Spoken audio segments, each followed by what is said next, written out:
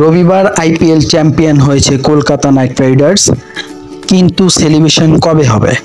Night সমর্থকদের মনে এখন একটাই প্রশ্ন। 2012 সালে চেন্নাইতে প্রথমবার আইপিএল চ্যাম্পিয়ন হয়েছিল কেকেআর। ধোনির চেন্নাইকে সেবার হারিয়েছিল শাহরুখের দল। 2 বছর বাদে বেঙ্গালুরু চেন্নাই স্বামী স্টেডিয়ামে প্রীতি জিন্দার পাঞ্জাবকে হারিয়ে শিরোপা জিতে নেয় নাইট রাইডার্স। 2 বার গ্র্যান্ড সেলিব্রেশন দেখিয়েছিল শহর কলকাতা। শহরে ফেরার পর হুড খোলা গাড়িতে ট্রফি নিয়ে ঘুরেছিল কেকেআর। ইডেন গার্ডেন্সে হাজার হাজার সমর্থকদের সামনে ট্রফি জয়ের উৎসব পালন করেছিলেন গৌতম গম্ভীররা।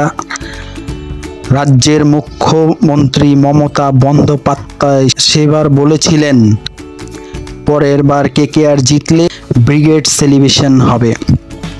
10 বছর পর আবারও আইপিএল জিতল কলকাতা নাইট রাইডার্স, তবে সেলিব্রেশন পর্ব এবার অধরাই থেকে যাচ্ছে।